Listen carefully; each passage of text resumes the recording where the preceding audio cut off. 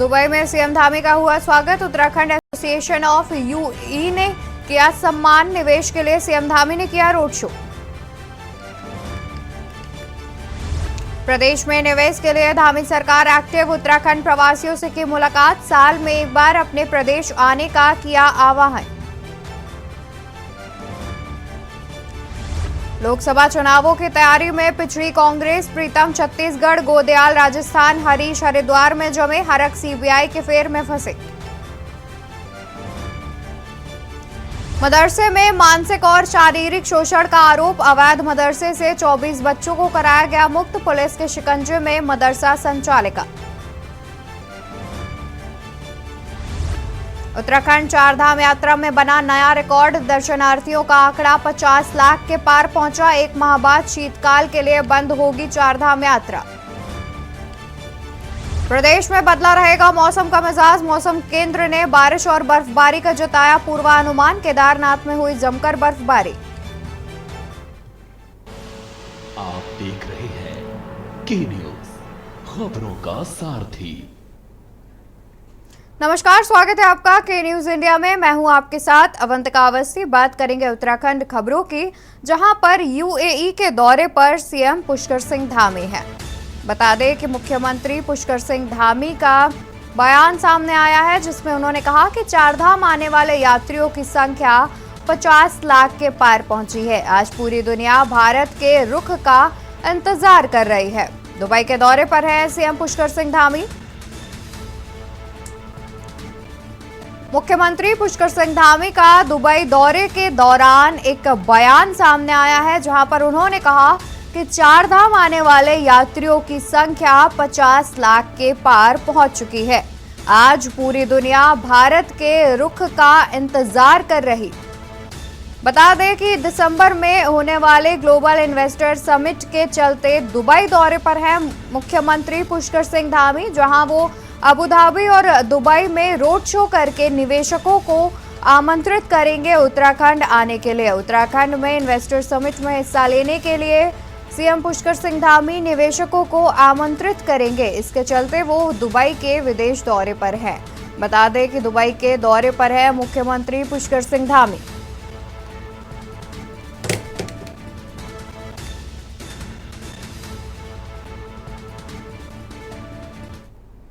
उत्तराखंड की आर्थिकी मजबूत होने की दिशा में आगे बढ़ रही है। सशक्त उत्तराखंड की ओर कदम बढ़ा रहे प्रदेश की अर्थव्यवस्था का आकार निरंतर बढ़ रहा है। राज्य में पर्यटन की गतिविधियां बढ़ने से राज्य की आर्थिकी मजबूत हो रही है। प्रदेश की देश और दुनिया में प्रसिद्ध चारधाम यात्रा ने इस बार सारे रिकॉर्ड ध्वस्त कर दिए हैं। इस सीजन में अब तक श्रद्धालुओं का आंकड़ा 50 लाख के पार हो गया है। पिछले सीजन में 2022 में यह आंकड़ा 42 लाख को पार कर गया था, जबकि इस बार चारों धामों में बर्फबारी और बारिश के बावजूद श्रद्धालुओं का उत्साह चरम पर है।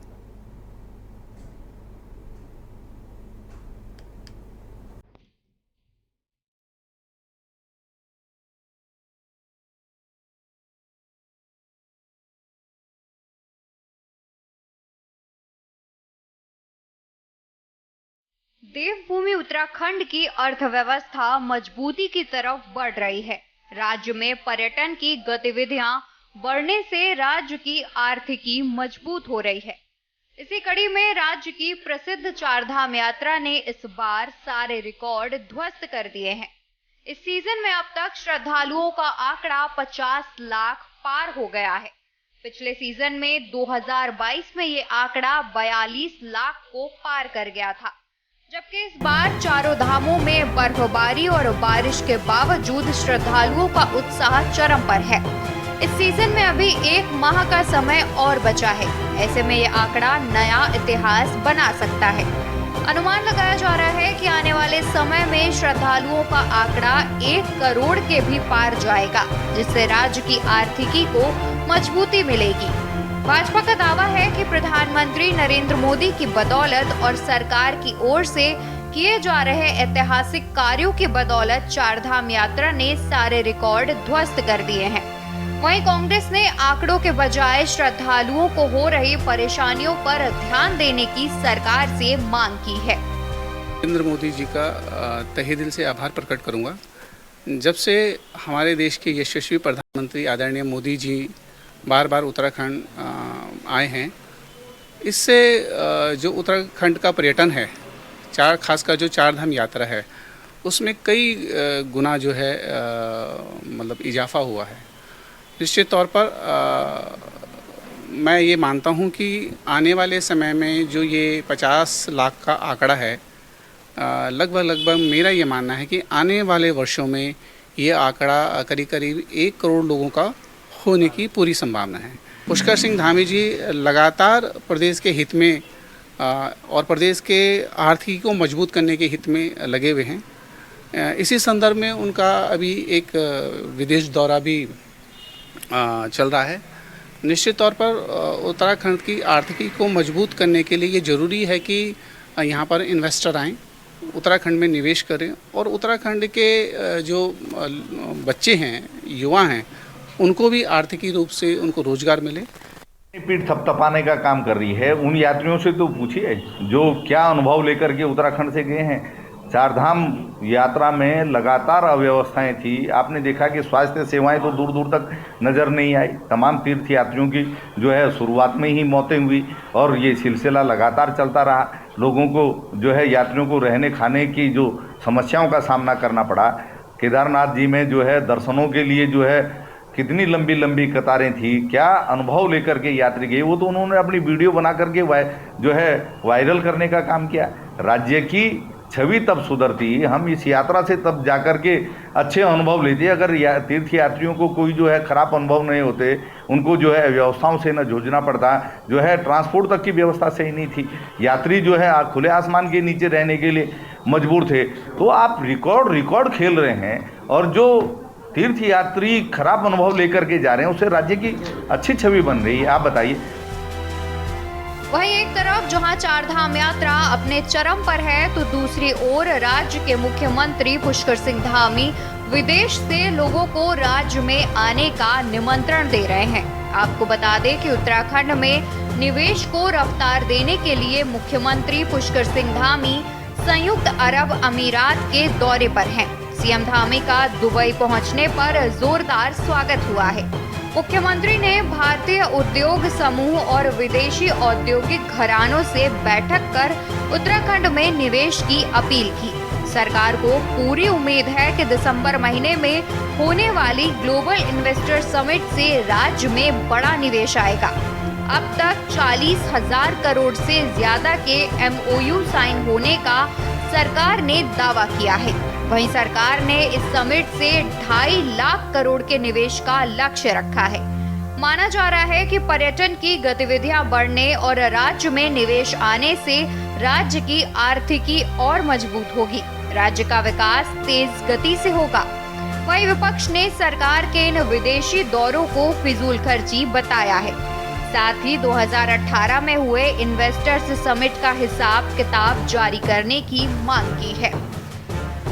ऐसा लग रहा है कि मुझे ऐसा लग ही नहीं रहा है कि मैं यहाँ दुबई में हूँ। सच बताऊं तो मुझे ऐसा लग रहा है कि मैं उत्तराखंड में ही हूँ। जिस प्रकार से आप लोगों ने सब लोगों ने हमारे यहाँ पर अपनी संस्कृति से आप सब जुड़े, आप सब लोगों ने जिस प्रकार हमारी माताओं ने, बहनों ने, सभी बहनों ने यहाँ पर अपने कल्चर का आज भी जिस प्रकार आप जुड़े हुए हैं, वो हम सबको एक गौरव की अनुभूति कराता है। और आप सबकी इतनी बड़ी उपस्थिति, जिसमें उत्तराखंड समेत भारतवर्ष के अनेकों राज्यों के सभी लोग यहाँ पर उपस्थित हैं, ये हमारे आदरणीय प्रधानमंत्री जी का जो एक संकल्प है, एक भारत श्रेष्ठ भारत, वो सपना शीघ्र ही साकार होने वाला है। देखिए, इन्वेस्टर मीट को लेकर के धामी सरकार लगातार बड़े बड़े दावे कर रही है, खूब विज्ञापनबाजी हो रही है, इवेंट जो है अब आयोजित होगा, विदेश दौरे भी खूब हो रहे हैं। लेकिन इन विदेश दौरों से जो है उत्तराखंड को हासिल क्या हो रहा है? आप बताइए। लंदन दौरे पर मुख्यमंत्री जी गए थे, वहाँ पर आप गाजियाबाद की कंपनी से लंदन में जो है MOU कर रहे हैं। अगर हमारी देश की कंपनियों से विदेश में जो है आपने MOU करने हैं, तो आप जनता की गाड़ी कमाई इन विदेश दौरे पे क्यों लुटा रहे हैं? और आपको हम पहले ही कह चुके हैं कि 2018 में जो इन्वेस्टर मीट आपकी सरकार ने आयोजित किया था, तब भाजपा की सरकार थी, देश के प्रधानमंत्री आदरणीय नरेंद्र मोदी जी ने ही उसका उद्घाटन किया था। सरकार ने दावा किया था कि 1.5 लाख करोड़ रुपए के MOU हुए हैं। 1.5 लाख करोड़ रुपए धरातल पर उतरेगा तो उत्तराखंड में कोई बेरोजगार नहीं होगा। 7 लाख जो है युवाओं को रोजगार मिलेगा, लेकिन रोजगार मिलना तो दूर, लगातार उत्तराखंड से पलायन हो रहा है। 270 लोग उत्तराखंड से प्रतिदिन पलायन कर रही है, आप ही के पलायन आयोग की रिपोर्ट कह रही है। कुल मिलाकर सशक्त उत्तराखंड की ओर कदम बढ़ा रहे प्रदेश की अर्थव्यवस्था मजबूती की ओर बढ़ती हुई दिख रही है। वहीं धामी सरकार की ही आर्थिक सर्वेक्षण रिपोर्ट में राज्य की अर्थव्यवस्था का आकार बढ़कर वर्ष 2022-23 में 3.02 लाख करोड़ रुपए होने का अनुमान है। सरकार के ही मुताबिक राज्य की विकास दर बढ़कर 7.09% हो गई है। ऐसे में क्या माना जाए कि सरकार का अनुमान सही दिशा में बढ़ रहा है? क्या रिकॉर्ड श्रद्धालुओं का आना और दिसंबर में होने वाली ग्लोबल इन्वेस्टर समिट राज्य की आर्थिकी को और मजबूत करेगी? Uttarakhand desk report.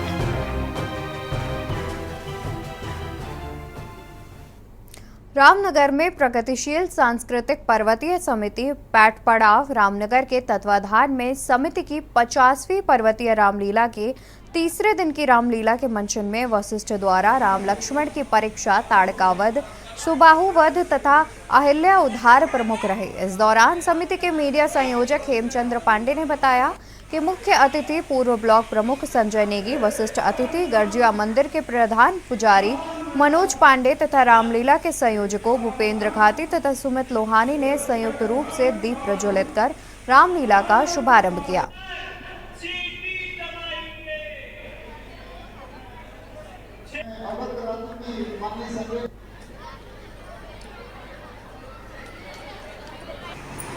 मैं ये कहना चाहूँगी हमारी 50वीं ये रामलीला की वर्षगांठ है और इसमें हमारे जो है कलाकार सभी हमारे जो संयोजक बने हैं, श्री गोविंद खाती जी और सुमित लोहानी जी के द्वारा बहुत टाइम हो जा रहा है, हमारा बहुत अच्छा टाइम चल रहा है।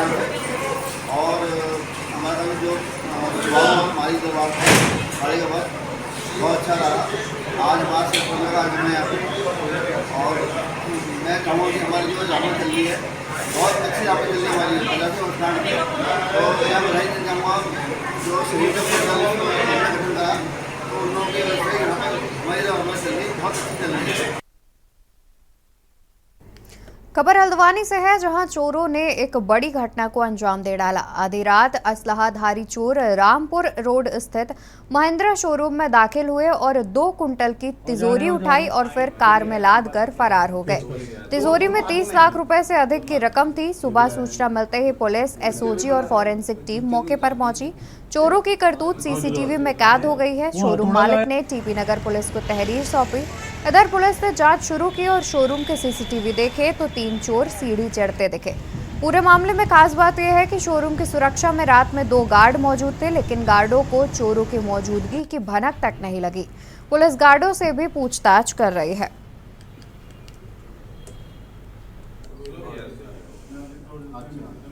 ये औजार है इसके हाथ में, औजार है लंबा सा क्या है दोनों हाथों में ये भी लाया है। ये बजरंग मोटर्स में एक चोरी की घटना घटित हुई है और उसमें जो वादी है उसकी तहरीर के आधार पर कोतवाली हल्द्वानी में अभियोग पंजीकृत किया गया है।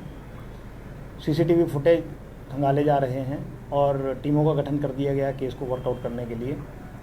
और हमारी टीमें लगातार कई स्थानों पर CCTV को चेक कर रही हैं और जो भी तथ्य सामने आएंगे उसके अनुसार कार्रवाई की जाएगी। यहाँ रुकेंगे एक छोटे से ब्रेक के लिए, जल्द हाजिर होंगे अन्य खबरों के साथ। आप देख रहे हैं के न्यूज। ब्रेक से वापस आ गए हैं, रुक करते हैं खबरों का, जहां लैंसडाउन विधानसभा की उपेक्षा का प्रदेश सरकार पर कांग्रेस ने आरोप लगाया है। कांग्रेस नेता और जयहरी खाल ब्लॉक के प्रमुख दीपक भंडारी ने लैंसडाउन विधानसभा में विगत 15 सालों में विकास के नाम पर कोई भी बड़ा काम नहीं होने का आरोप लगाते हुए कहा कि स्थानीय भाजपा मात्र अखबारों के माध्यम से अपनी उपलब्धियां गिना रहे हैं, जबकि धरातल पर कोई काम नहीं हुआ है।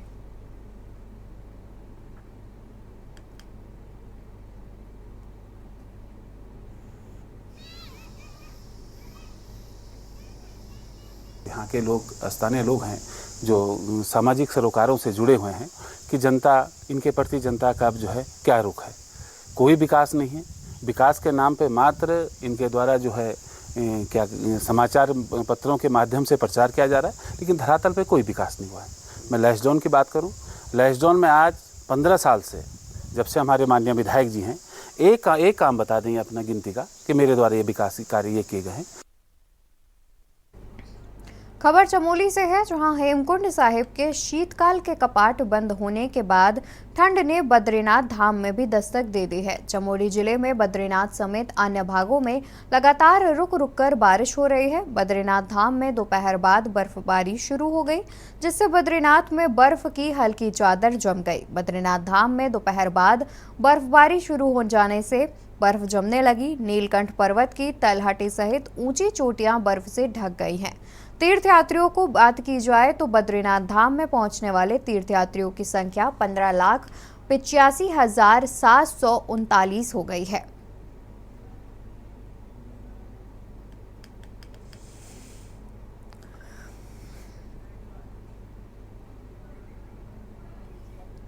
नवरात्र के साथ पहाड़ में रामलीलाओं का मंचन शुरू हो गया है। नैनीताल में राम सेवक सभा द्वारा आयोजित रामलीला का विधायक सरिता आर्या व पद्मश्री अनूप साह ने शुभारंभ किया। रामलीला मैदान में आयोजित इस रामलीला में इस वर्ष भी उत्साह देखने को मिल रहा है। जहां शुरू हुई ये रामलीला दशहरा तक चलेगी और रावण दहन के साथ ही इसका समापन होगा। आपको बता दें कि पहाड़ की रामलीला कई मायने में अलग है। यहाँ शास्त्रीय संगीत के समागम के साथ दोहा, छंद, चौपाई की गायन शैली इमरान लीलाओं को अलग कर देती है। कई सालों से चल रही ये विरासत आगे की पीढ़ी को सौंपी जा रही है।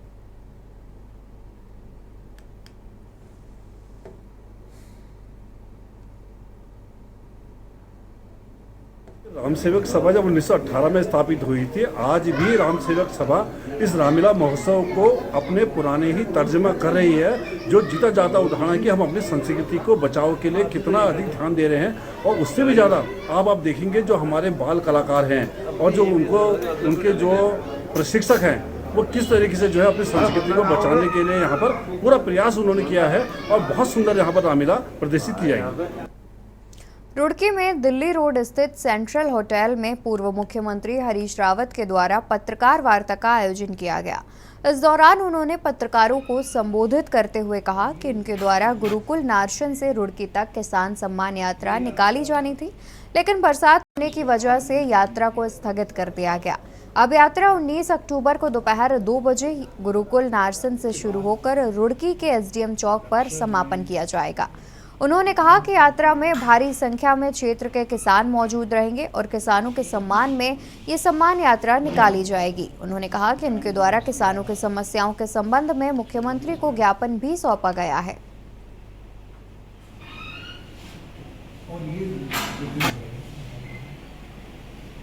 ये यात्रा जिसको आज भारी वर्षा के कारण किसानों को हो रही भारी असुविधा को देखते हुए हमने उसको स्थगित कर दिया। अब हम 19 तारीख को 2 बजे गुरुकुल नारसन से प्रारंभ करेंगे और रुड़की में एसडीएम चौक के पीछे उसका समापन करेंगे। हम रुड़की के बाद लक्सर के बाद भगवानपुर, फिर डोईवाला, हमने ये सब एरियाज, छिद्दरवाला, श्यामपुर, ये चयनित कर रखे। हम इन एरियाज में भी किसान सम्मान यात्रा निकालेंगे। खबर उधम सिंह नगर से है, जहां भीषण सड़क हादसे में 2 युवकों की मौत हो गई। बता दें कि दिनेशपुर जाफरपुर रोड पर देर शाम को दो बाइक की आमने सामने जोरदार भिड़ंत हुई, जिसमें एक युवक की मौके पर ही मौत हो गई, जबकि बाइक सवार 2 अन्य युवक गंभीर रूप से घायल हो गए। दोनों घायलों को हल्द्वानी रेफर किया गया, जहां पर एक युवक के इलाज के दौरान मृत्यु हो गई। डॉक्टर ने उसे मृत घोषित कर दिया, जबकि अजय मंडल की हालत गंभीर बनी हुई है।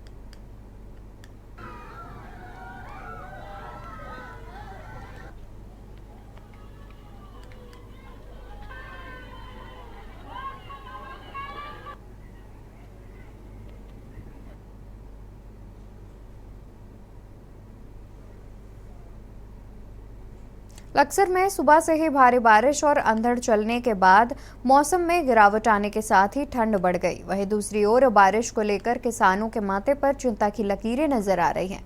गौरतलब है कि लक्सर में किसानों की अंधड़ ने गन्ने की फसल को पूरी तरह बिछा दिया है और बारिश से जहां धान की फसलों में पानी भर गया और पूरी तरह जमींदोज कर दी गई। लक्सर में मौसम के बिगड़ते मिजाज को लेकर किसानों के चेहरे पर चिंता की लकीरें पड़ने लगी। साथ ही इस्माइलपुर के किसान फूल सिंह विजेंद्र और राजवीर का कहना है कि इस बार बाढ़ ने सभी फसलों को नष्ट कर दिया था। जो फसलें किसानों की बची थी वो इस बेमौसम बारिश ने खराब कर दी है।